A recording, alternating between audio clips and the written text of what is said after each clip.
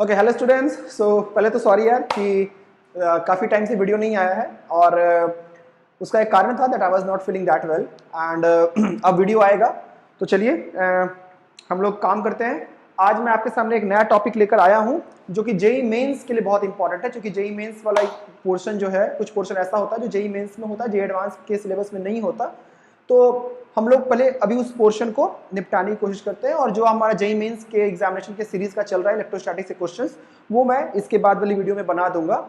तो प्लीज आप follow up करते रहें चैनल को फॉर वीडियोस। एंड तो आज हम लोग एक नया टॉपिक शुरू करने वाले हैं जो कि छोटा सा टॉपिक है लेकिन बहुत ज़्यादा स्ट्रेस दे देते बच्चे। बट पिछले कुछ सालों में पिछले 2-3 सालों में जेई मेंस ने काफ़ी इस पे एम्फेसिस किया है, इसलिए मैंने सोचा कि मैं इसे पढ़ा ही देता हूँ आपको। और फिर कुछ क्वेश्चंस हैं उसके लिंक वो मैं क्लास में भी करा दूंगा, और कुछ के मतलब पूरे क्वेश्चन का लिंक जो है वो डिस्क्रिप्शन बॉक्स में दिया हुआ है, तो आप उसको भी डाउनलोड करके सॉल्व करने की कोशिश कीजिएगा, ठीक है। तो टॉपिक हम लोग शुरू करते हैं। टॉपिक का नाम है, तुमने सुना है, डैम्प्ड ऑसिलेशंस। डैम्प्ड ऑसिलेशंस पढ़ा है, अच्छी बात है, फिर भी देखो अगर नहीं पढ़ा है तो काफी कुछ सीखने को मिलेगा तुमको इस लेक्चर में। डैम्प्ड ऑसिलेशन, चलो आओ बात करते हैं डैम्प्ड ऑसिलेशन के बारे में।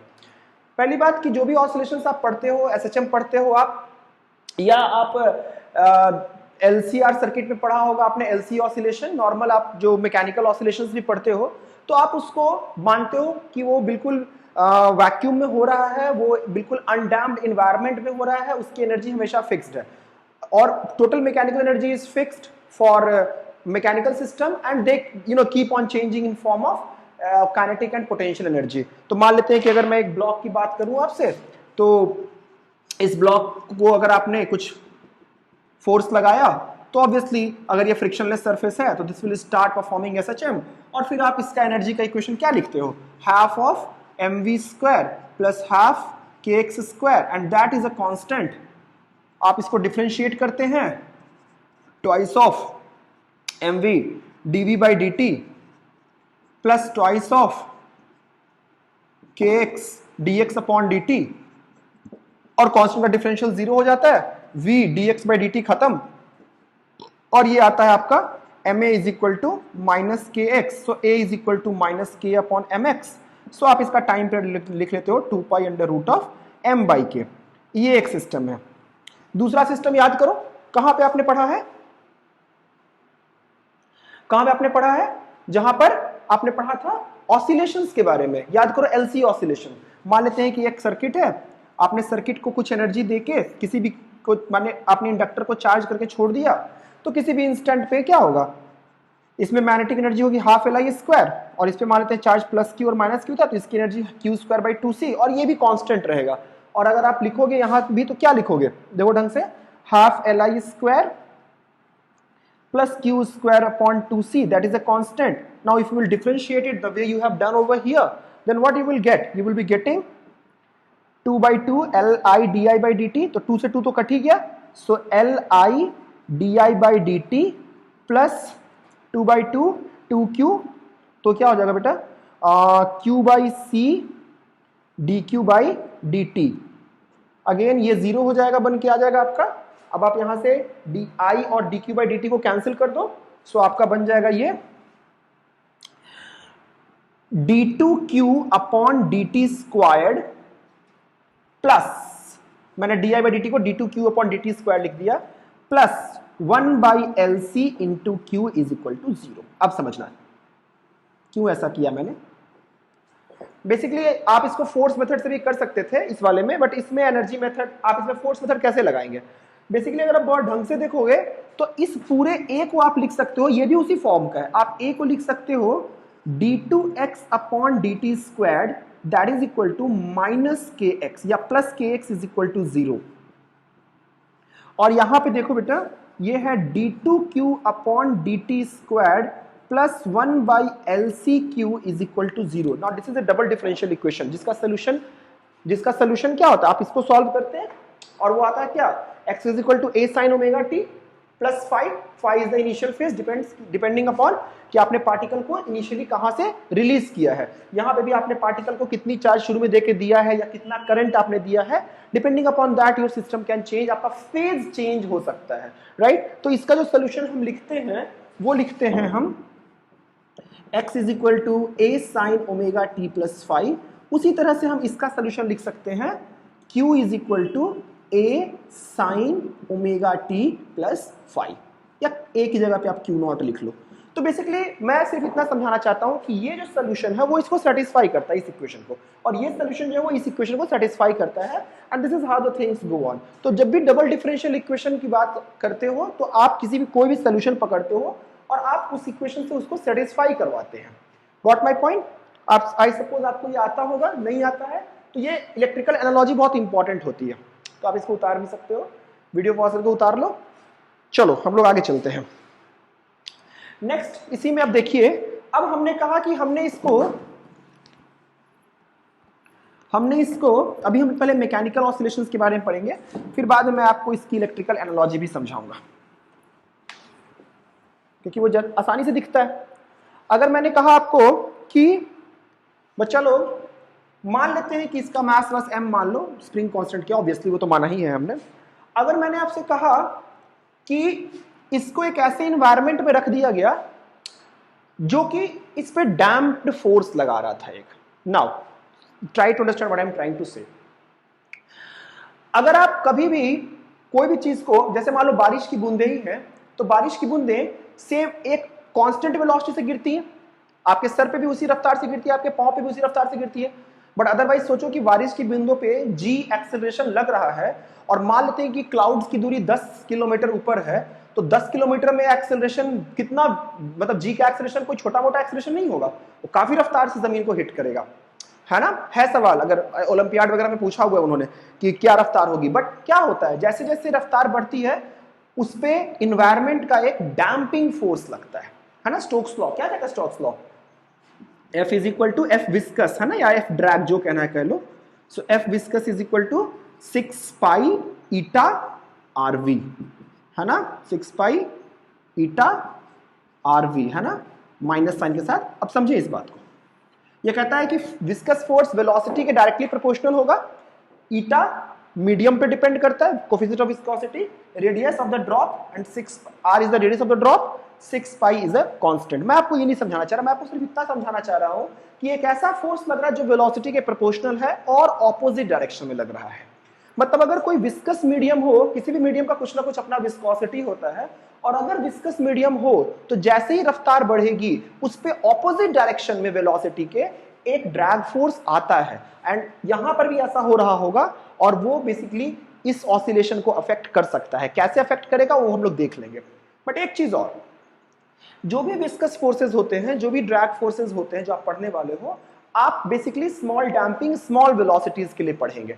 बेसिकली जो ड्रैग फोर्स का ग्राफ जो होता है वेलोसिटी के साथ, वो कुछ इस तरह का होता है, वो कुछ इस तरह का आता है, एम्पिरिकली आता है, एक्सपेरिमेंटली वेरीफाइड है, कुछ इस तरह से।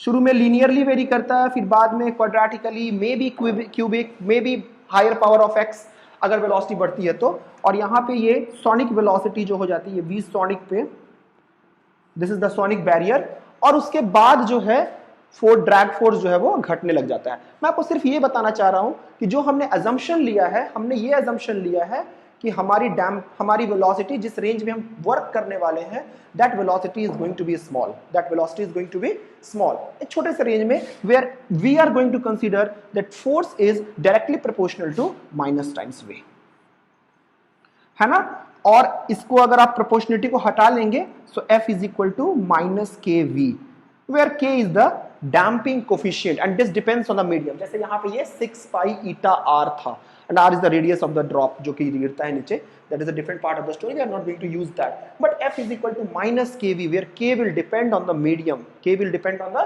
medium, and that is the damping coefficient. So this type of force is going to act on the body whenever it is going to have a velocity, है ना। अगर velocity 0 है तब तो कोई फोर्स नहीं लग रहा था, बट जैसे ही आपने इसको रफ्तार दे दी, इस पे एक डैम्पिंग फोर्स भी लग रहा है, apart from the spring force, right, apart from the spring force, okay, है ना। तो ये फोर्स इस पे लगने लगेगा। अब सो देखो, चलो आगे चलते हैं, क्या होने वाला है, कैसे ऑसिलेशन को अफेक्ट करता है, that is going to be a very interesting part of the story. I am going to tell you. Okay चलिए, तो चलो अब हम लोग कंसिडर कर लेते हैं डैम्पिंग को। तो चलो एक स्प्रिंग मास सिस्टम ले रहा हूं मैं यहां पे आपके लिए, और मान लो स्प्रिंग कांस्टेंट K था और इसका मास जो था वो m था, मास m मान लो, और सारा सरफेस जो है वो फ्रिक्शनलेस मान लो, उसमें कोई शक वाली बात नहीं, वो that is a simple part of the story.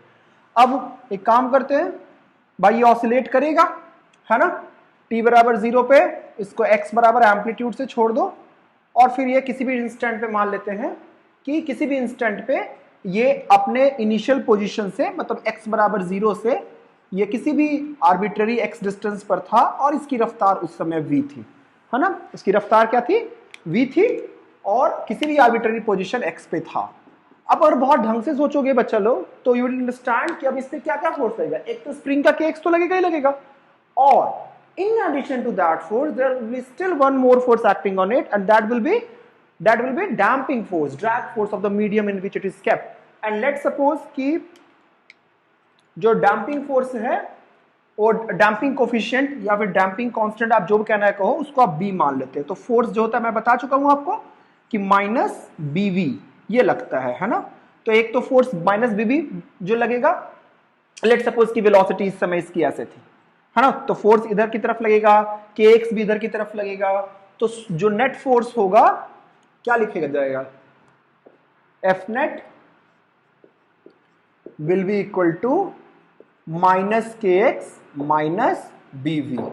so F net will be equal to, या प्लस कर लो इधर लाके इसको, plus kx plus bv is equal to 0। F net को हम लोग लिख लेते हैं ma, और a को क्या लिख लेते हैं, d2x upon dt squared, plus kx plus b by m into v is equal to 0। थोड़ा सा इसको और अच्छा कर लेते हैं, d2x upon dt squared plus k upon mx plus b upon m into v is equal to 0। Now see this is a linear differential equation, है ना, बेसिकली ऑफ सेकंड ऑर्डर, है ना, इसमें dx बाई dt नहीं है, इसमें ये double differential equation है ना, आपने डबल डिफरेंशियल किया हुआ है।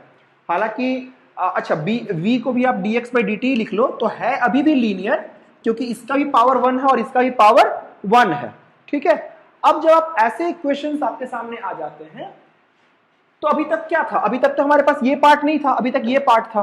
तो आपका उस समय अगर आपने उसको सॉल्व किया होगा, जैसे भी एसएचएम में सॉल्व किया आप लोगों ने, तो आप बेसिकली आप उसमें a sin omega t b, और बेसिकली अगर ये नहीं होता तो आप a sin ओमेगा t लिख लेते हो, where omega is equal to under root k by m।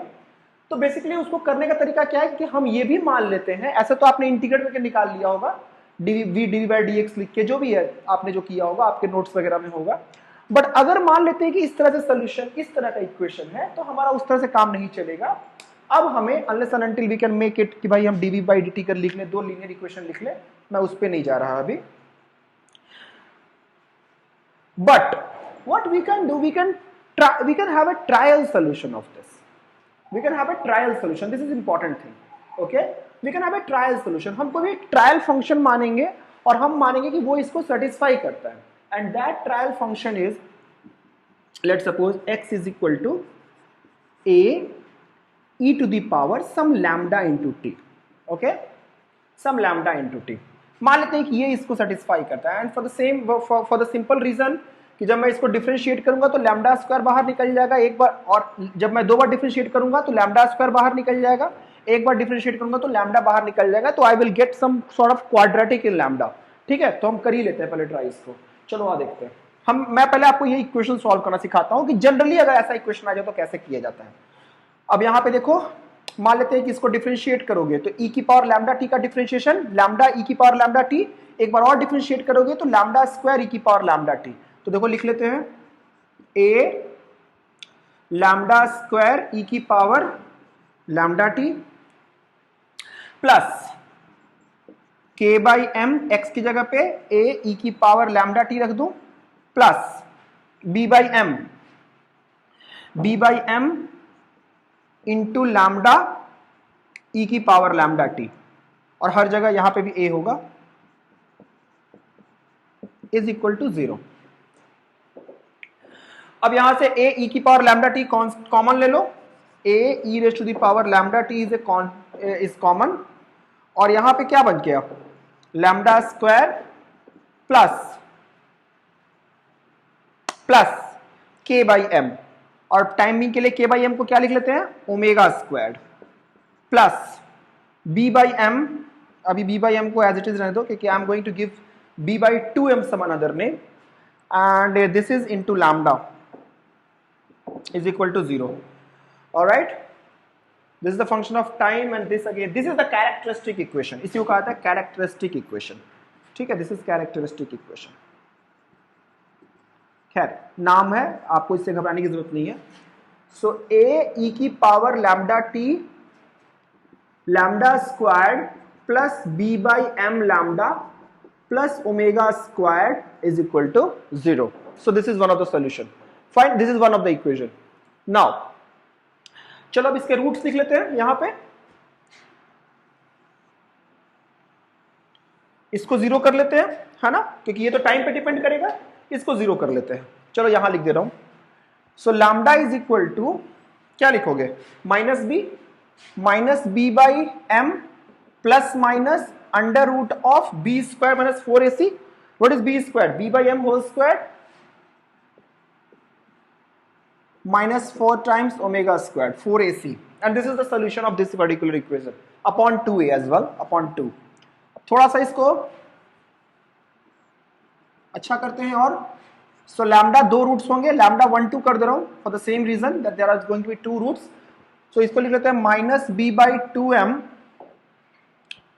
Plus minus under root of, अंदर कर लो इसको, तो ये क्या आ जाएगा, b अपॉन 2m का होल स्क्वायर, और ये नीचे यहां पे भी 4 से डिवाइड होगा, तो ये तुम्हारा बन जाएगा ओमेगा स्क्वायर। करना खुद से, ओके। अब देखो यहां के बाद से, अब देखो यहां के बाद से क्या होगा, लेट्स सपोज, अब इसके कई सारे रूट्स हो सकते थे, है ना, तो लेट्स फर्स्ट टॉक अबाउट, इसको मैं मिटा दे रहा हूं अभी इस फिगर को, ठीक है, आपने बना लिया होगा, मैंने असम्पशन हमने यही माना है कि हमने t बराबर 0 पे x को एम्पलीट्यूड से छोड़ा है, एम्पलीट्यूड से, है ना, और किसी सर्टेन टाइम पे हमने मान लिया कि अपने मीन पोजीशन से x था और राइट की तरफ जा रहा था, तो हमने ये इक्वेशन प्रोड्यूस किया, और हम अभी तक कुछ नहीं कर रहे हैं, उसी इक्वेशन को सॉल्व कर रहे हैं, है ना, ओके। तो इसलिए मैं इसको भी मिटा दे रहा हूं ताकि मैं थोड़ा सा वहां पे लिख सकूं, I will need the space, थोड़ा लंबा चलेगा ये। चलो आओ बात करते हैं। अब देखो, अब यहाँ पे लैम्डा 1, अब लेट सपोज केस 1 हम लोग लेके चल रहे हैं, when the roots are imaginary, let's suppose, क्योंकि वो सबसे इंपॉर्टेंट केस होता है, इसलिए सबसे पहले उसी को पढ़ा दे रहा हूं।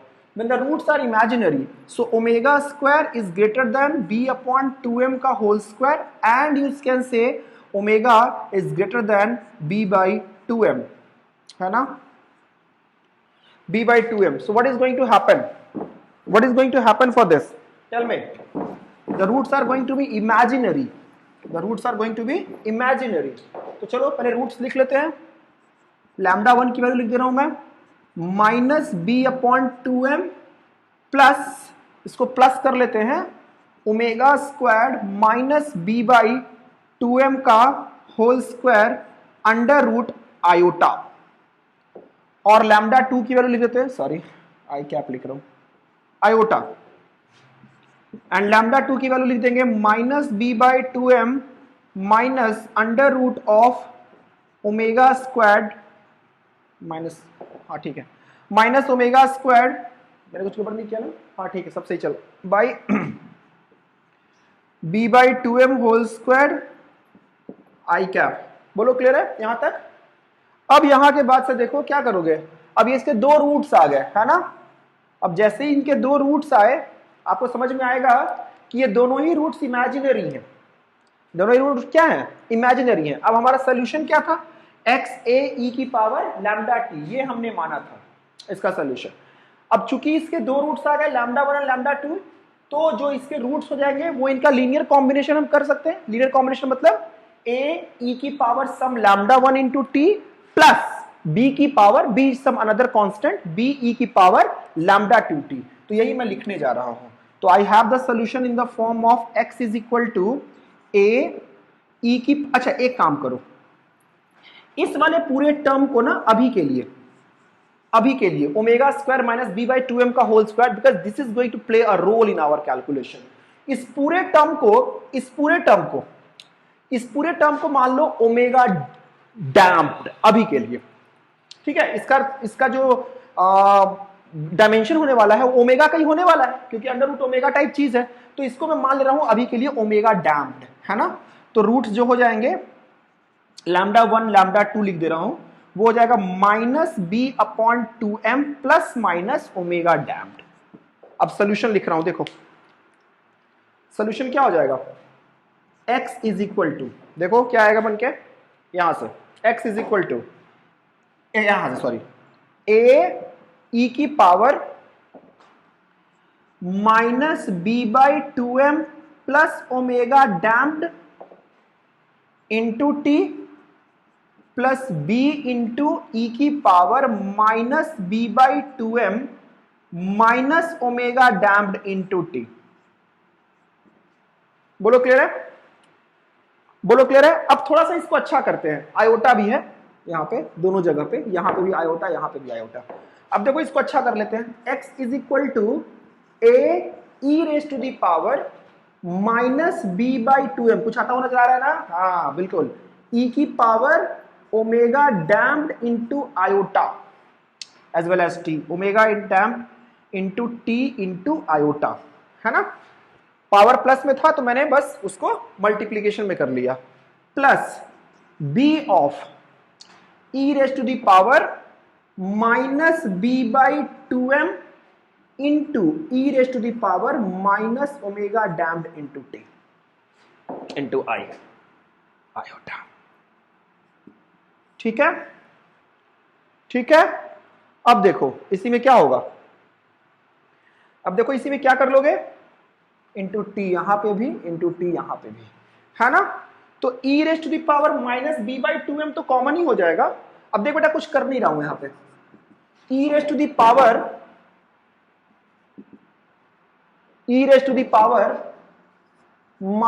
-b/2m इंटू टी कॉमन ले लिया, अंदर क्या बचा, a omega dt into i cap, sorry i iota.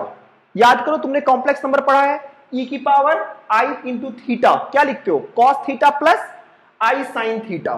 तो इसको क्या लिख लोगे, a कॉस ओमेगा dt, है ना। और इसका इमेजिनरी पार्ट आएगा, उसको कंसिडर करने की जरूरत नहीं है, i sine theta, i sine omega dt को कंसिडर करने की जरूरत नहीं है, प्लस b इंटू क्या हो जाएगा, माइनस ओमेगा dt, है ना, t भी है, माइनस ओमेगा dt, तो क्या लिख लोगे, plus b into sine of omega dt, है ना, सॉरी कॉस ऑफ, क्योंकि साइन वाला टर्म तो उसमें चला जाएगा, इमेजिनरी पार्ट में चला जाएगा, कॉस ऑफ ओमेगा dt।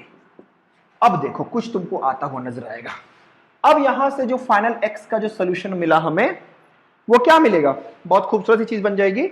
यहां से देखो कॉस ओमेगा dt तो कॉमन ही हो गया, तो a प्लस बी बचा, a प्लस बी ई की power -b/2m into T cos of omega dt। अभी देखो, अब अगर सोचो ढंग से कि t बराबर 0 पुट कर दोगे तो ये एम्पलीट्यूड से स्टार्ट हो रहा था, है ना, t बराबर 0 पुट कर दोगे, है ना, तो ये एम्पलीट्यूड से शुरू होगा। कंडीशन हमें निकालने हैं, हमें I want a plus b, but a plus b for the same reason is the amplitude, है ना, इनिशियली जो भी बन के आ रहा है। So x is equal to amplitude a not लिख दे रहा हूं, स्टार्टिंग का एम्पलीट्यूड e की power -b/2m into t cosine of omega dt plus एक फाई कर लेते हैं some another constant depending upon कि पार्टिकल को आप कहां से छोड़ रहे हैं। And this is the equation for damped oscillation. Now try to understand what I am trying to say. आपकी बुक में यही तक लिखा रहता है, मैंने आपको बताया, देखिए इसका बेसिस ये नहीं है कैसे कि बहुत मैंने कोई आपको खतरनाक सी बात बता दी है, ये आपने पढ़ा हुआ है कॉम्प्लेक्स नंबर में, और आपके लिए बहुत छोटी सी चीज है ना, e की पावर आयोटा थीटा। बस मैंने आपको ये चीज बताया कि देखो ये जो चीज होता है ये हम ट्रायल सोल्यूशन लेके चलते हैं, ट्रायल सोल्यूशन लेके चलते हैं और उसका ये सोल्यूशन बन के आता है। It's a simple thing. अगर आप बहुत ढंग से समझोगे, पूरे वीडियो को ढंग से देखोगे, तो आपको समझ में आएगा कि बहुत नॉर्मल सी बात मैंने की है, which you already know. Got my point? So this is the solution. Now यहां पे ओमेगा डी की वैल्यू लिख दे रहा हूं मैं। सो ओमेगा डी की वैल्यू क्या है? Omega square minus b by 2m का होल स्क्वायर का रूट अंडर, ये मेरा ओमेगा डी है, omega damped. Now if this condition holds where omega is greater than b by 2m, please try to understand, where omega is greater than b by 2m मतलब omega dominate कर रहा है, तो अगर omega b by 2m से बड़ा है, then there will be still an SHM, there will be still an SHM जिसका एम्पलीट्यूड जो है, सोचो अभी तक जो आपने पढ़ा है नॉर्मल SHM का function a cos of omega t plus 5, but यहां पे आपने पढ़ लिया a as a function of time, जिसका एम्पलीट्यूड जो है वो टाइम का फंक्शन है, जिसका एम्पलीट्यूड टाइम का फंक्शन है, even in fact it is decaying exponentially, alright, और जिसका जो ओमेगा है वो omega square minus b by 2m है, still it is a constant, I am emphasizing it. देखो ओमेगा कांस्टेंट है k by m and omega square is k by m, b constant m constant, तो still omega is a constant है ना, तो time period अभी भी constant होगा उसका 2 pi under root omega, है ना, sorry 2 pi by omega, so वो अभी भी कांस्टेंट है। but now it will be, now if this condition holds, then the system will still perform SHM with a decaying amplitude with the characteristic time constant b by 2m and with the shifted omega or damped omega, that is omega square minus b by 2m का whole square का root under. Got my point? तो अगर मैं आपसे बात करूं कि अगर ऐसे एम्पलीट्यूड का, अच्छा इस तरह के केस को क्या कहते हो? अंडर डैम्प्ड ऑसिलेशन, है ना, वेयर अगर ये केस अगर होल्ड करता है तो इसको हम कहते हैं under damped oscillation, under damped case. तो अंडर डैम्प्ड केस के लिए अगर हम एक्सटी ग्राफ की बात करें, नॉर्मली एक्सटी ग्राफ कैसा बन के आता है? X as a function of time, sinusoidal होता है ना। इसका कर्व कैसा होगा? देखो एम्पलीट्यूड तो घटते जा रहा है, कुछ इस तरह से एम्पलीट्यूड घट रहा है, टाइम पीरियड अभी भी कांस्टेंट है अगर डैम्पिंग छोटा है तो, है ना, और घटते घटते फिर एम्पलीट्यूड 0 हो जाएगा, और this will be done by a envelope curve, है ना, envelope function. So this is the envelope function, है ना, नहीं मैंने गड़बड़ कर दिया, सॉरी गड़बड़ ये, क्योंकि इनिशियली हमने माना था कि ऑब्जेक्ट एम्पलीट्यूड से शुरू हो रहा है, सॉरी बेटा गलत कर दिया मैंने, सॉरी।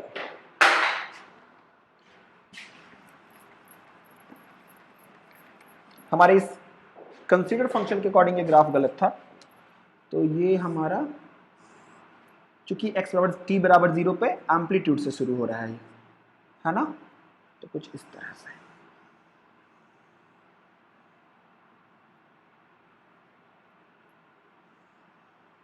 और फिर ये डीके करते फिर 0 हो जाएगा, और ये हमारा इन्वेलॉप करता हुआ फंक्शन है। So what is this function? Some exponential function minus b by 2m characteristic time हो गया, और ये आपका ओमेगा जो है वो ओमेगा शिफ्टेड है, और देखो इसका एम्पलीट्यूड क्या हो रहा है? घट रहा है धीरे धीरे, है ना, घटते घटते, पहले एम्पलीट्यूड इतना था, फिर एम्पलीट्यूड ऐसे होगा, घटते घटते घटते घटते it will become 0। So this is x as a function of time, x as a function of time. Now what is happening as x dot as a function of time, velocity as a function of time? इसमें क्या होगा? velocity as a function of time क्या बनाओगे?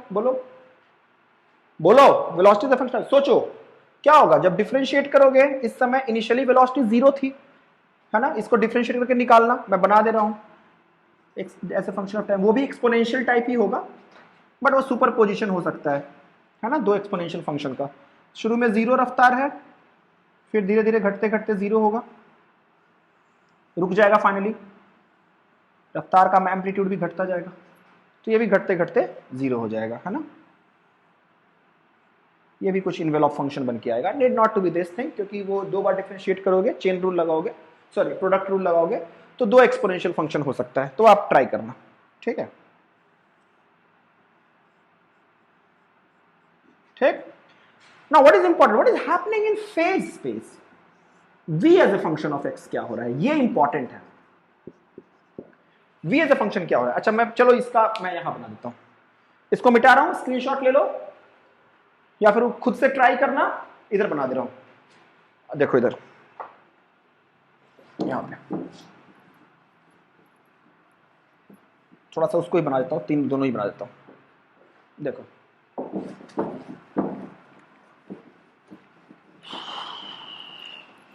आओ बात करते हैं x as a function of time क्या हो रहा है। x as a function of time, amplitude घटते हुए एम्पलीट्यूड के साथ जाएगा, इस तरह से धीरे धीरे एम्पलीट्यूड 0 हो जाएगा।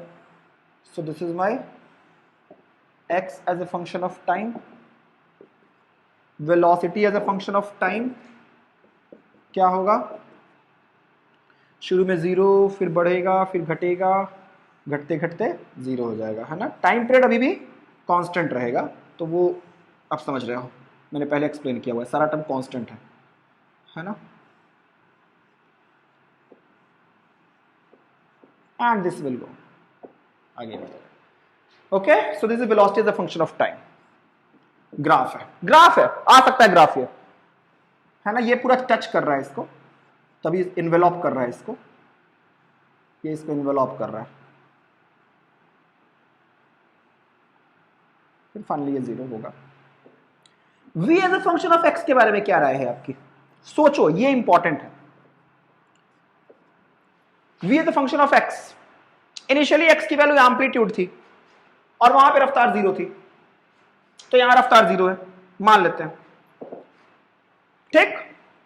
यहां से छोड़ा था आपने, पार्टिकल की रफ्तार नेगेटिव, इधर की तरफ आया, पार्टिकल की रफ्तार नेगेटिव मतलब नीचे, और x घट रहा है।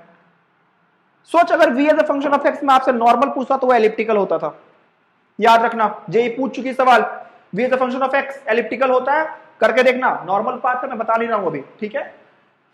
बट ये एम्पलीट्यूड जो होगा, शुरू में एम्पलीट्यूड से स्टार्ट होगा, a0 से स्टार्ट होगा, है ना, बाद में ये सरपास करेगा अपने इस पॉइंट को, देखो कहां गया, x बराबर 0 पे पहुंचा, x बराबर 0 पे पहुंचा, फिर ये नीचे की तरफ गया, बट अब इसका एम्पलीट्यूड जो है वो छोटा हो गया, तो ये एम्पलीट्यूड a0, मान लो यहां पे a0 था, तो इससे पहले ही ये आ जाएगा, पीछे पहले हो जाएगा, फिर ये वापस आएगा, फिर से एम्पलीट्यूड घटेगा, घटते घटते घटते घटते, so it will be a, फिर बाद में वेलोसिटी क्या हो जाएगी 0, है ना, तो मीन पोजीशन पे आके रुक जाएगा।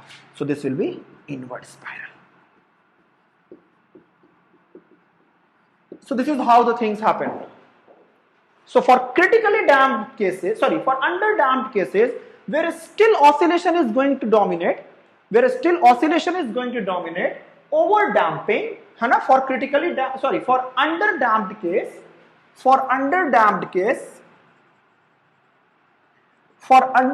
case, मैं ऐसा क्यों भाषा का इस्तेमाल कर रहा हूं, आपको समझ में आ जाएगा। Oscillation dominates over damping. Now still there is an oscillation, but with changing amplitude, and that amplitude decays exponentially with an exponentially decaying amplitude, plus with a changed omega, with a shifted omega d, which is nothing but equal to omega square minus b by 2m whole square under root. बोलो clear है यहां तक, उतारो ढंग से। अब आओ आगे बात करते हैं। अब यहीं से इसी इक्वेशन को आगे बढ़ाऊंगा, मैं यहीं पे लिख दूंगा,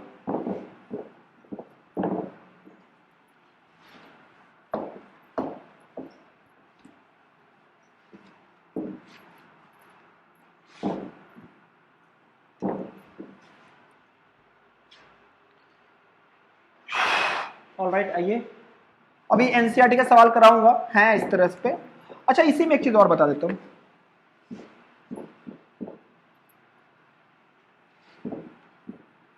अभी भी ऑसिलेशन तो हो ही रहा, तो एनर्जी क्या होती है, mechanical energy half k a square type चीज होती है ना, बट एम्पलीट्यूड वेरी कर रहा है, यहाँ पे amplitude is a function of time, it is exponentially decaying, बार बार शब्द का इस्तेमाल कर रहा हूं, तो जो एनर्जी हो जाएगी ऑफ द ऑसिलेशन वो भी क्या हो जाएगा, half k a square. So a is a not square e की power minus b by 2m था ना, तो b by m into t. So this is energy as a function of time. So this is energy as a function of time. Alright, वो भी घटता जाएगा energy भी, है ना। ऑलराइट, चलिए आइए और देखिए इसी तरह की चीज। अब हम बात करें, अगर आप बहुत ढंग से सोचोगे, अब ये इक्वेशन आपका है। अभी तो हमने सिर्फ रूट्स की बात की थी, कौन से, जो कि इमेजिनरी थे। रियल रूट्स की बात करते हैं। Let suppose roots are real. अगर रूट्स रियल होंगे तो क्या लिख लेंगे आप, सिंपल सी बात है, बोलिए क्या लिखेंगे। Lambda 1 is equal to minus b by m plus b square b by m whole square minus 4 omega square. जो लिख दे रहा हूं, for real roots, for real roots क्या लिख लेंगे हम, वेयर कौन डोमिनेट करेगा, b बाई, अच्छा ये 2 कर ही लेते हैं हम लोग और इसको ओमेगा कर लेते हैं, वो नीचे वाला लाइन में था। b by 2m is greater than omega, है ना। अब डैम्पिंग डोमिनेट कर रहा है ऑसिलेशन के ऊपर, इसको कहते हैं over damped case, over damped. Now for such cases, for over damped cases, जल्दी करते हैं इसको, और लैम्डा 1 लिख लेता हूं मैं, minus b by 2m minus under root of b by 2m whole square minus omega square, है ना। चलो इसको मैं नाम दे देता हूं ओमेगा ओवर डैम्प्ड, ओडी कर दे रहा हूं, ओमेगा ओवर डैम्प्ड, है ना, इंटू टी। ये लैम्डा 1 हो गया, और lambda 2 will be equal to minus b by 2m plus omega over damped. So x will be equal to क्या हो जाएगा, देखो ए ई की पावर, ये पूरा टर्म है ना, इस पूरे टर्म को लैम्डा 1 लिख ले रहा हूं, है ना। अब ऐसे लिख देता हूं, ए ई की power lambda 1t plus b e की पावर लैम्डा 2t। चूंकि इसमें आयोटा का टर्म नहीं था इसीलिए मैंने इसको ऐसे लिख दिया हुआ है। अब ढंग से समझो तो कोई खास बात नहीं है इसमें। देख लैम्डा 1 नेगेटिव है, को दोनों टर्म्स नेगेटिव है, लैम्डा 2 भी नेगेटिव है, क्यों, देख यहां पे कंडीशन है, b बाई 2m बड़ा है किससे, ओमेगा से, not omega d. But omega d जो था वो क्या था, ढंग से सोचो, under root of b by 2m का whole square minus omega square. तो बेसिकली ये वाला टर्म b बाई 2m से छोटा ही होगा। और यहां पे देखो ये वाला टर्म जो है वो प्लस में है, बट ये छोटा है इससे, इसलिए नेगेटिव वाला टर्म डोमिनेट करेगा। तो ये लैम्डा 1 भी लेस देन 0 है और लैम्डा 2 भी लेस देन 0 है। लैम्डा 1 इज लेस देन 0 और lambda 2 is less then 0। Again ये जो फंक्शन जो आपका बन के आया है, अब ढंग से देखा जाए तो ये सिंपल सी बात ये है, मैं साइन के साथ अगर लिख दूं इसको, तो a e की power some minus c1t plus b e की power minus c2t, where c1 c2 are greater than 0। तो ये पूरा का पूरा टर्म जो आप समझ रहे हैं को नेगेटिव हो रहा है। तो बेसिकली ये एक एक्सपोनेंशियल फंक्शन है जो कि डैम्पिंग जो है वो हो रही है इसकी, मतलब कुछ, मतलब c1 की वैल्यू मान लो 5 है, c2 की वैल्यू 6 है, तो a e की power minus 5t, b e की पावर माइनस 6t। तो बहुत ढंग से सोचोगे तो अभी भी डैम्पिंग हो रहा है, अभी भी ये, मतलब अब समझो ढंग से, अगर मैं आपसे x की बात करूं तो डैम्पिंग डोमिनेट कर रहा है, डैम्पिंग हो रहा है बट डोमिनेट कर रहा है वो ऑसिलेशन के ऊपर। अब समझना बात को ढंग से। अब अगर आप x का ग्राफ बनाओगे टाइम के साथ तो सोचोगे तो it's just an exponential function, it's just an exponential, it's the summation of linear combination of two exponentially decaying function. It's the linear combination of two exponentially decaying function will be again exponentially decaying function. दो linear combination है ना, तो अभी भी तो exponentially decaying function ही बनेगा। मतलब क्या हुआ, मतलब this no longer will perform an oscillation. Now damping is going to dominate in such a way that this is not going to perform any oscillation. This is not going to perform oscillations anymore, है ना। मतलब amplitude धीरे धीरे घट के 0 हो जाएगा, है ना। अगर मैं आपसे Vx ग्राफ की बात करूं, सोचो Vx ग्राफ क्या होगा इसका।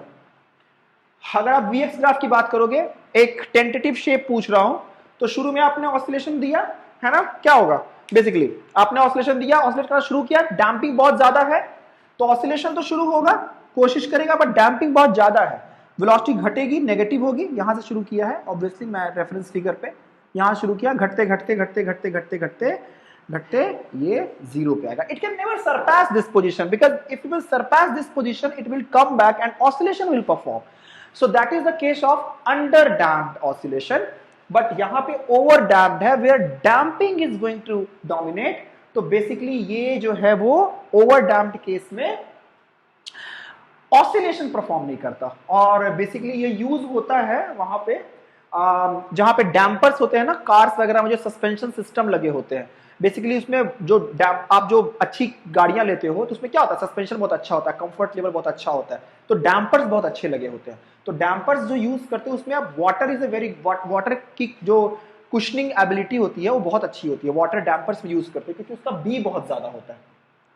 तो डैम्पिंग बहुत ज्यादा डोमिनेट करवाते हैं, तो डैम्पर्स में वाटर यूज करते हैं। तो आपको एक ऐसा, ये बी मटेरियल प्रॉपर्टी है ना, जिस मीडियम में है उस मीडियम की प्रॉपर्टी है।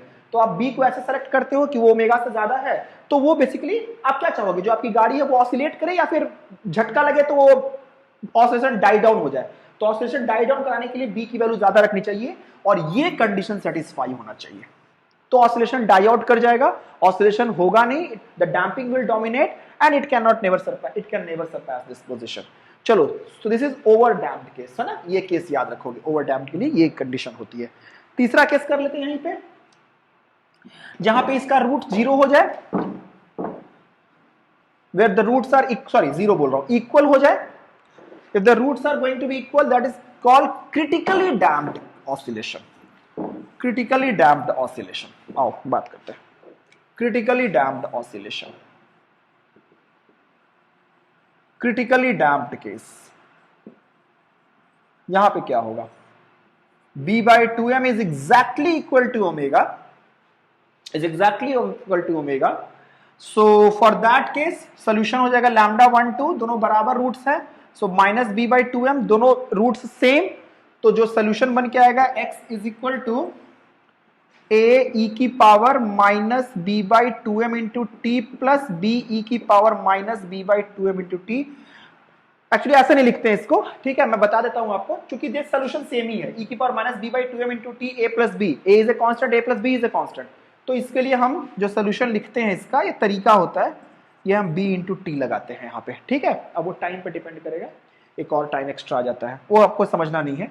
अभी भी अगर आप देखोगे तो अगर आप इसका Vx कर्व बनाओगे, अभी भी ऑसिलेशन डाई आउट ही करेगा, बट चूंकि यहाँ पे there is one t sitting out there, तो ये धीरे धीरे डाई आउट करेगा, है ना। तो जाहिर सी बात है, अगर मैं Vx कर्व के बारे में सोचूं, है ना, Vx कर्व के बारे में, क्योंकि वो एक्सपोनेंशियली होगा x as a function of time, but आप उसको एग्जैक्टली नहीं बना सकते, बट Vx कर्व के बारे में हम लोग सोच सकते हैं। तो Vx कर्व अभी भी वेलोसिटी जो है शुरू में थी, बाद में घटते घटते घटते घटते 0 हो गई, यहां पे तेजी से घटेगा इस वाले केस में, और इस वाले केस में वो धीरे धीरे घटेगा। Still it cannot surpass this position, है ना, क्योंकि अभी दोनों ही बराबर है, मतलब डैम्पिंग और ऑसिलेशन दोनों की वैल्यू एकदम सेम है, none of them is going to dominate. So these are the cases, so ये केस याद रखोगे क्रिटिकली डैम्प्ड के लिए, ठीक है। बाकी मुझे आई होप कि आपको समझ में आया होगा ये कैसे करते हैं, बाकी कुछ सवाल कराता हूं आपको। यहाँ पे एक टर्म और डिफाइन करते हैं बेटा, चलो उसको उतारो जल्दी से, ये केसेस याद रखोगे, ये ठीक है। शीट पे सवाल है, अच्छे सवाल है, ट्राई करना, नॉर्मल जेई में जैसे आप पूछे जाते हैं। अब देखो, आओ जल्दी जल्दी सवाल करते हैं, चलो आओ। एक चीज और यहां पे लिखो, डैम्पिंग रेशियो डिफाइन कर देते हैं। डैम्पिंग रेशियो बेसिकली ये डैम्पिंग अपॉन ओमेगा होता है, ठीक है, b/2m अपॉन ओमेगा का रेशियो होता है। सो b/2m under root of k/m, देख क्या हो जाएगा, m स्क्वायर अंदर, तो ये कितना हो जाएगा, 2 को बाहर रख लो, सो b/2 under root of mk। So this is damping ratio. सोचो कि अगर डैम्पिंग रेशियो 1 से बड़ा है, इफ डैम्पिंग रेशियो 1 से बड़ा है, सो b/2m is greater than omega, तो ऑसिलेशन कैसा है? ओवर डैम्प्ड, शाबाश। अगर डैम्पिंग रेशियो 1 से छोटा है, अंडर डैम्प्ड, और अगर डैम्पिंग रेशियो 1 के बराबर है तो क्रिटिकली डैम्प्ड। नॉर्मल सी बात, एकदम समझ लो, कोई खास बात नहीं है। तो ओके, चलो आगे डिफाइन करते हैं। अब आप कुछ सवाल करते हैं। बाकी आपके मैंने सारे कंडीशंस बता दिए हुए हैं, अब सवाल करूंगा, आपको सब समझ में आएगा यहाँ के बाद से, ठीक है, कैसे कैसे क्या होता है। देखो चलो और फिर अब सवाल करते हैं। सवाल आपके सामने, आपके शीट में है, नीचे डिस्क्रिप्शन बॉक्स में लगाया हुआ है, चेक कर लेना।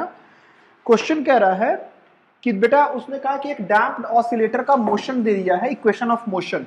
सो आपको एक्स का इक्वेशन दिया है, और सॉरी एक्स बोल रहा हूं, इसका इक्वेशन दिया है 4d2x upon dt square plus r dy upon dt plus 32x is equal to 0, है ना, नॉर्मल इक्वेशन का फॉर्म है। अब आपसे क्या पूछा उसने? आपसे इसने पूछा कि find out the range of r for which the oscillation is under damped, over damped और क्रिटिकली डैम्प्ड। ठीक है, तो सबसे पहले क्या करें, नॉर्मल सी बात है, इसको पहले d2x नॉर्मल इक्वेशन के फॉर्म में लेके जाओ, d2x upon dt square plus r/4 dy upon dt। Basically अगर नॉर्मल इक्वेशन देखा जाए तो ये मेरा मैथ था, m d2x upon dt square plus bv plus omega square plus kx, है ना, तो plus 32/4 into x is equal to 0, normal. अब देखो कंडीशन क्या है, b/2m for over damped, over damp के लिए b/2m should be greater than omega, है ना। तो b/2m है कितना, r/8 नॉट r/4, ये b है ये m है, तो ये हो जाएगा r/8 should be greater than omega. Omega कितना है, this is omega squared under root k/m, है ना, ये वाला क्या है k/m है, तो अंडर रूट k/m ओमेगा होता है। सो दिस इज ग्रेटर देन कितना हो जाएगा,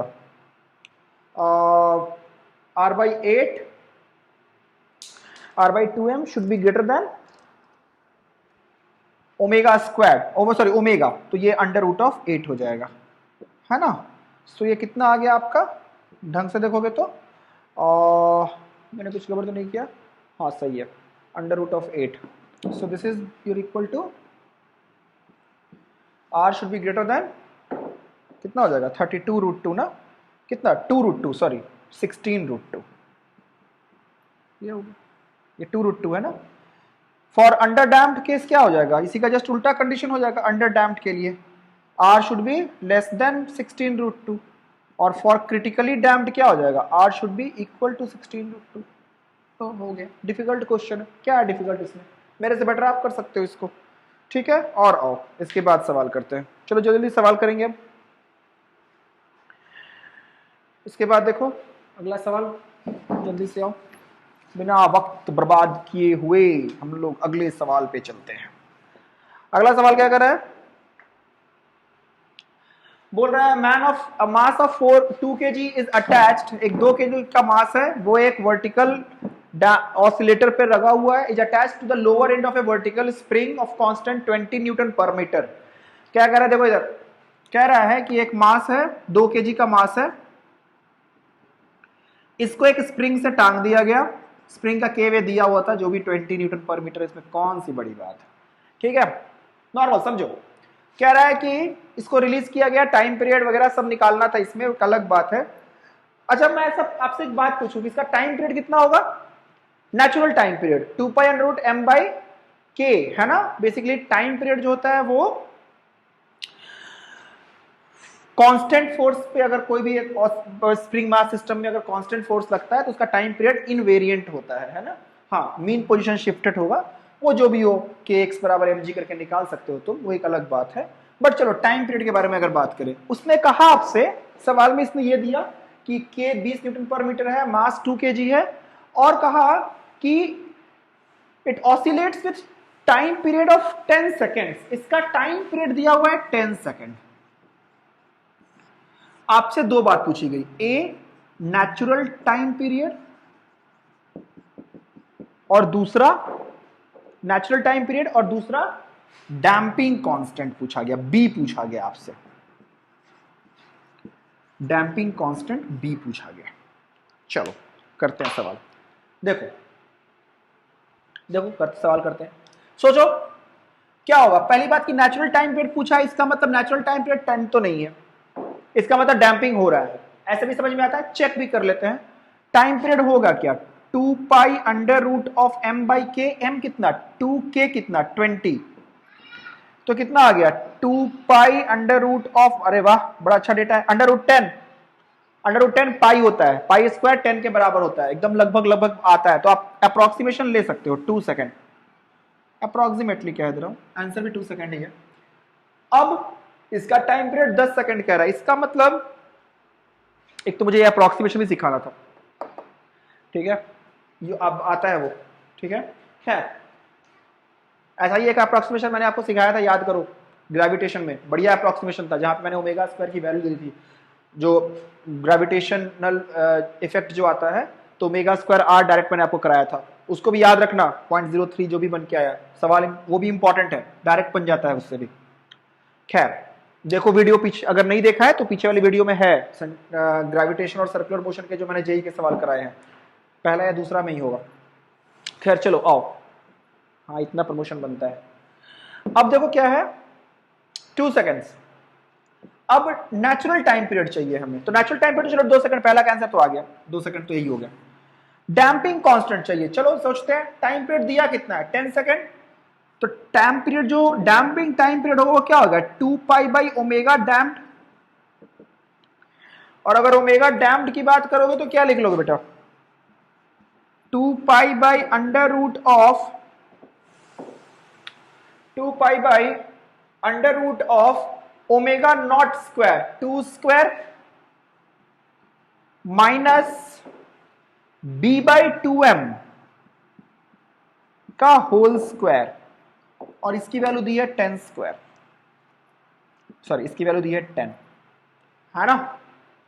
सिंपल, स्क्वायर कर लो दोनों side, 4 pi square is equal to 4 minus b by 2m का होल स्क्वायर,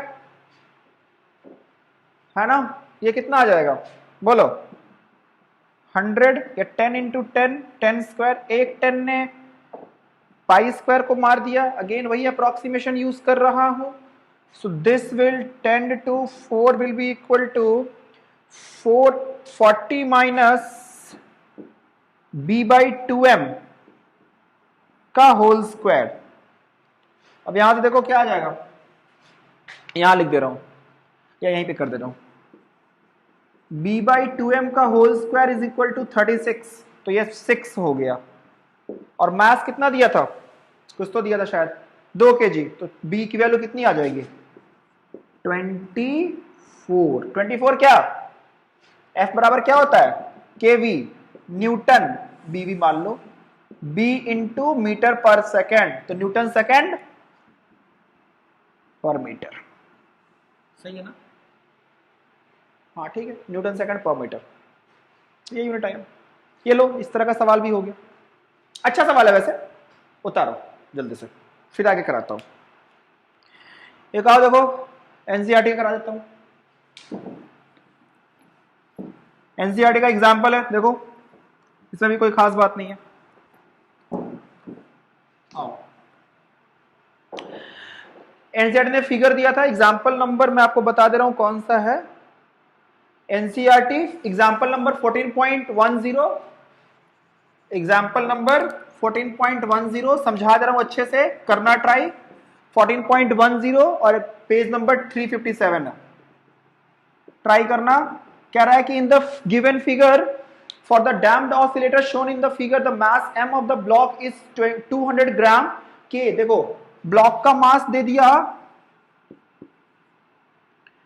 मास दे दिया 200 ग्राम, k की वैल्यू दी है 90 न्यूटन मीटर पर मीटर, ऑब्वियसली एसआई में दिया है, वही चेक कर रहा था मैं, Newton per metre. And damping constant b, damping constant दे दिया उसने, b की वैल्यू दे दी है कितनी 40 ग्राम पर सेकंड, ये भी यूनिट हो सकता है, न्यूटन को अगर चेंज करोगे तो ग्राम पर सेकंड में दिया है, ठीक है, b की value.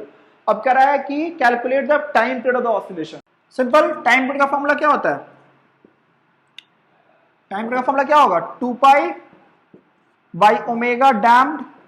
So 2 pi by omega damped क्या होगा, k by m minus b by 2m का होल स्क्वायर। आओ time period 2 by k by m, k कितना देखो ढंग से 90, m कितना 0.2, गलत मत कर दियो kg में है वो, minus b by 2m, b is कितना 0. Sorry 40 into 10 to the power minus 3 by 2 into m की वैल्यू कितनी, okay 200 into 10 to the power minus 3, minus three cut गया, 0 कट गया, तो बचा क्या इतना, कितना 2 पाई, और ये होल की पावर हाफ भी है, अंडर रूट में भी है, 2 पाई अंडर रूट ऑफ कितना आ जाएगा ये 90 बाई 0.2, 90 बाई 0.2 कितना देखो 450 स्क्वायर माइनस कितना आ जाएगा ये देखो ढंग से 1/5, मतलब कि 4 5 1/10। अब इसके सामने इसकी कोई औकात नहीं है, उड़ा दो इसको, रखने की जरूरत नहीं, बहुत छोटा है इसके टर्म में। तो टाइम पीरियड कितना हो गया 2 pi under root of 2 pi into, ये वाला टर्म ऊपर चला जाएगा उधर जाके, है ना, नहीं सॉरी बेटा, सॉरी k बाई एम रखना था ना, ये स्क्वायर नहीं होगा, सॉरी ये स्क्वायर k बाई एम है ना। सो 2 पाई अंडर रूट ऑफ कितना हो जाएगा 2 पाई बाई, डायरेक्ट आएगा कितना 2 पाई बाई रूट अंडर 450, है ना। सो अंडर रूट ऑफ 450 को क्या लिख सकते हैं हम लोग, 2 इंटू, इसको ऐसा करो पाई लिख लो और अंदर रूट 10 कर दो और बाहर रूट 45 कर लो, तो ये खत्म हो जाएगा, ये खत्म हो जाएगा, तो ये कितना आ जाएगा रूट 45, लगभग तुम्हारा 2 बाई कितना 6 पॉइंट कितना हो जाएगा, लगभग 6 का स्क्वायर 36 और 7 का स्क्वायर 49, तो लगभग ये 6.8 के रेंज में आएगा बन के, ठीक है। तो ये कितना आ गया आपका 6.8 के रेंज में बन के आएगा, और ये आपका हो जाएगा लगभग कितना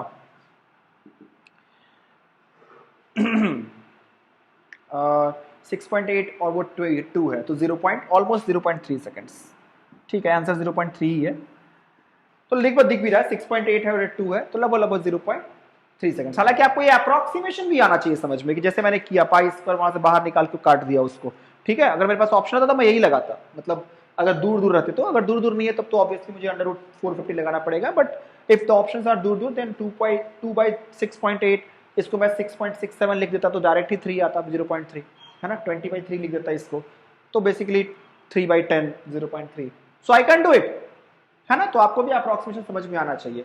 अगर मैं जेई दे रहा होता, if I would have been taking JEE, तो मैं वो लगाता, ठीक है। चलो आओ, अब इसी का दूसरा पार्ट क्या कह रहा है, तो टाइम पीरियड आ गया 0.3 सेकंड्स, है ना। इसी का दूसरा पार्ट कह रहा है कि time taken for its amplitude of vibration to drop to half of its initial value. अब ऐसे सवाल बहुत सारे आते हैं, ऐसे सवाल कई सारे आते हैं कि एम्पलीट्यूड आधा हो जाए, एम्पलीट्यूड 5% बच जाए, एम्पलीट्यूड 20% रहे, तो क्या टाइम होगा। तो एम्पलीट्यूड का डायरेक्ट फंक्शन मैंने आपको बताया है, a इज इक्वल टू क्या लिखते हैं, इनिशियल एम्पलीट्यूड e की power minus b by 2m into T, characteristic time constant is 2m by b, उल्टा। सो एम्पलीट्यूड क्या हो गया, इनिशियल एम्पलीट्यूड का आधा a नॉट e की power minus b by 2m into T, a not ने not को मार दिया, तो क्या आ जाएगा आपका e की power b by 2m into t is equal to 2, log ले लो ln b की वैल्यू कितनी है बताओ वहां से, देखो 40 into 10 to the power minus 3, 2 into 10 to the power 200 into 200 into 10 to the power minus 3 into 2, एक और ये वाला 2 है ना, into t is equal to ln 2, तो ये सॉरी ये तो ये बच गया ln 2, ठीक। 10 to the power minus 3 10 to the power minus 3 को मार दिया, ये कितना हो जाएगा 5, तो t इज इक्वल टू क्या आ गया 10 ln2, ln2 की वैल्यू कितनी होती है 0.693, तो 6.93 सेकेंड्स। लो आगे तीसरा पार्ट देखो, तीसरा पार्ट करेगा कि find the time when mechanical energy drops to half of its initial value. तो मैकेनिकल एनर्जी क्या हो बताया था मैंने आपको, k is equal to half k a square होता है, तो half k a not square e की power minus b by m t. अब सोचो इनिशियल वैल्यू क्या होगी मैकेनिकल एनर्जी की, half k a not square है ना, t की वैल्यू जब 0 रख दोगे तो k e नॉट लिख देता हूं, इसको e कर लो, मैकेनिकल एनर्जी कर लो, sorry m e not into e की power minus b by m into t. और ये क्या हो गया, सवाल क्या कह रहा है कि वो टाइम निकलना जब m e not, m e जो है मतलब instantaneous mechanical energy m e not का आधा हो जाए। ये भी कट गया। अगेन आपको पता है मैं क्या करूंगा, एल एन सॉरी ई की power b by m into t कर लो खुद से यार, is equal to l n two. अब देखो ये क्या आ जाएगा, सॉरी ई हटा ही दो, अब ये b बाई एम कितना हो जाएगा, कितना बन के आया था यहाँ पे, चलो ठीक है कर देता हूँ, 40 into 10 to the power minus 3, ये कितना आ जाएगा 200 into 10 to the power minus 3 into t, there will be no 2 is equal to 0.693, ये खत्म ये खत्म, ये 5 हो गया, तो 5 इंटू 0.693 इसका आधा, देखो इसका आधा, जो एम्पलीट्यूड जितना टाइम में आधा घटता है उसके आधे टाइम पे मैकेनिकल एनर्जी आधी हो जाती है ना स्टार्टिंग में। सो खैर, सो टाइम इज कितना कर लेना कैलकुलेट, 0.693 बाई 2 सेकेंड्स। ये इस तरह का एक सवाल हुआ। अब आप जो भी सवाल ट्राई करो, आप जाओ जेई के मैकेनिकल ऑसिलेशंस का कोई भी सवाल ट्राई करो, आपसे नहीं होगा फिर आप मुझे बोलना। अगर आपको मेरा लेक्चर समझ में आया तो कुछ भी कोई भी सवाल डैम्प्ड ऑसिलेशन का पूछ दे। अब देखो इसकी एक इलेक्ट्रिकल एनालॉजी आती है, वो भी समझा देता हूं कैसे बनता है। देखो चलो देखो थोड़ा सा हम लोग इसका इलेक्ट्रिकल एनालॉजी देख लेते हैं। मान लेते हैं कि बम बहुत आसान होता है, तुम लोग तुरंत कर लोगे। मान लो कि इंडक्टर है, कैपेसिटर है और एक रजिस्टर है, उसको जोड़ दिया गया। जाहिर सी बात है अगर ये नहीं होता तो ये अनइंटरप्टेड एलसी ऑसिलेशन करता, जिसका टाइम पीरियड क्या होता है 2 pi root over 1 by LC. मैं पहले सबसे शुरू में बता चुका हूँ इसी लेक्चर में। अब मान लेते हैं कि ऑब्वियसली किसी कैपेसिटर और किसी भी इंडक्टर का रजिस्टर के बिना होना पॉसिबल नहीं है। तो मान लेते हैं कि करंट किसी भी इंस्टेंट पे आई बह रहा था, इसका इंडक्टेंस एल मान लो, है ना। ये उस समय कैपेसिटर पे प्लस चार्ज माइनस चार्ज, तो क्या लिख लोगे आई आर प्लस से minus i r minus i r minus l d i by d t minus q by c is equal to 0। अब देखो थोड़ा सा इसको अच्छा कर लेते हैं, L को क्या लिख लो L d two q upon d t square, d i by d t को लिख लिया, plus r d q by d t plus q by c is equal to 0। देखो क्या लिख लोगे d two q upon d t square plus r by l d q by d t plus q by L c is equal to 0। अब सोचो जो पिछला oscillation था वो क्या बन के आया था, d two x upon d t square plus क्या आया था b by m into d q by d t plus sorry d x by d t plus omega square k by m था ना, तो यहाँ पे 1 बाई एल सी बन गया वो इंटू क्यू बराबर 0। अब समझे सोचो क्या दोनों एनालॉगस इक्वेशन है, बिल्कुल। जो यहाँ पे डैम्पिंग कांस्टेंट b था, यहाँ पे डैम्पिंग कांस्टेंट r है। जो यहाँ पे मास रोल प्ले कर रहा था वो यहाँ का electrical inertia l role play कर रहा है वही, और 1 by root over l c जो वहां का टाइम पीरियड था वो यहाँ का सॉरी जो वहां का ओमेगा था, सॉरी बेटा जो वहां का time period under root k by omega था, यहाँ का सॉरी जो वहां का omega under root of k by m था, वो यहाँ का ओमेगा क्या हो जाएगा 1 by root over l c, है ना। सॉरी तो ये चीज है, तो बिल्कुल एनालॉगस होता है। अब इसमें भी आप 3 केसेस डिफाइन कर सकते हो, under damped, over damped, critically damped. बोलो ढंग से, अंडर डैम्ड का कंडीशन क्या होगा r बाई 12, है ना, r by 12 should be greater than 1 by L c root under, है ना, ओमेगा है वो अंडर रूट ओवर। तो बोलो ये किसका कंडीशन बन जाएगा फॉर ओवर डैम्ड, है ना। अंडर डैम्ड के लिए भी निकाल सकते हो, क्रिटिकली डैम्ड के लिए भी निकाल सकते हो, सिर्फ यहाँ पे साइन चेंज हो जाएगा और क्या, बाकी सब कुछ सोच सकते हो उसी तरह से, है ना। सिंपल, इसी इक्वेशन को सॉल्व करना। इससे तो आपको मैंने एक इक्वेशन सॉल्व करवाया था शुरू में, जो पहला सवाल कराया था, ठीक है। तो ऐसे भी सवाल पूछे जा सकते हैं। इसका जेईई मेंस में तो इसके एनालॉगस टर्म्स पूछ लिए थे, कि बताओ आर का एनालॉगस क्या है, एल का एनालॉगस क्या है। मैं मजाक नहीं कर रहा हूं, सवाल देखना जाके, ठीक है, शीट में भी लगाया मैंने, इसी बार जेई में आया हुआ है। और देखो कभी कभी देखो इस तरह से पूछते हैं, वो भी आसान है, तुम्हें बता देता हूं। रेल प्रॉब्लम्स में भी इसको ना, रेल वाले प्रॉब्लम्स में इसको घुसा लेते हैं। देखो कैसे, मान तो फ्रिक्शनलेस रेल है, यहाँ पे वो लगा दिया आपका, एक रेल लगा दिया, यहाँ पे रेजिस्टेंस लगा दिया, मैग्नेटिक फील्ड ले लो इस पर, और यहाँ पे एक स्प्रिंग लगा लो। देखने में बहुत भयानक भीषण सवाल लग रहा है, थोड़ा सा अच्छा मैं थोड़ा बड़ा बना देता हूँ, आपको दिखेगा शायद। दिखने में थोड़ा भीषण सवाल लग रहा है, कुछ खास बात नहीं है अगर आपको कॉन्सेप्ट पता है तो। यहाँ पे एक स्प्रिंग लगा लिया, अब आपसे कुछ भी पूछ सकते हैं, टाइम पर बताओ, वो बताओ, डैम्पिंग कांस्टेंट बताओ, कुछ भी पूछ सकते हैं, कोई कमी नहीं होती सवालों की। अब सोचो ढंग से, इसको जब दबाएगा, जब ये इधर चलना शुरू होगा, मान लो आपने इसको एक रफ्तार दी, कुछ भी था शुरू में, कुछ भी कंडीशन था, तो किसी भी पॉइंट पे सोचो ढंग से कि जब ये किसी भी पॉइंट पे ऐसे था दबा हुआ, तो इस पे एक फोर्स तो इधर की तरफ लगा kx, मान लो x दब गया,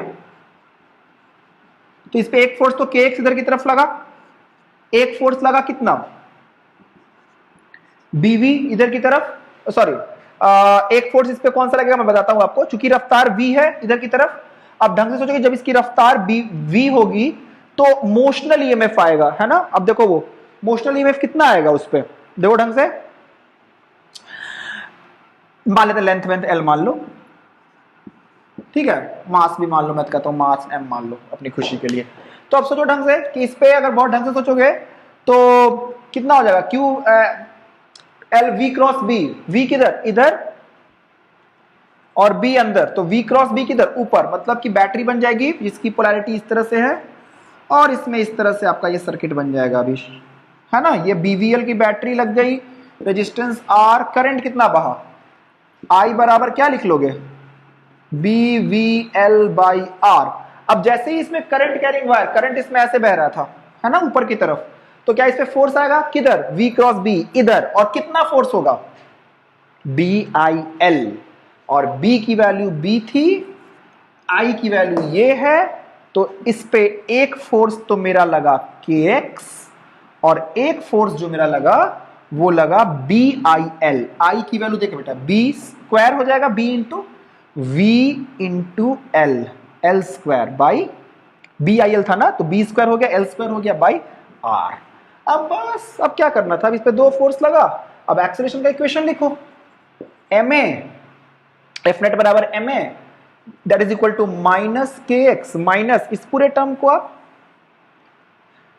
चलो ठीक है लिख देता हूं, b square l square by r into v, ये आपका क्या आ जाएगा, अगेन डैम्पिंग कांस्टेंट बन गया आपका, तो I is equal to BVL by r. तो a बराबर a को लिख लो d2x अपॉन dt स्क्वायर, बस खत्म, लो हो गया, प्लस इसको अभी b मान लेता हूं, b by m into v plus k by m into x.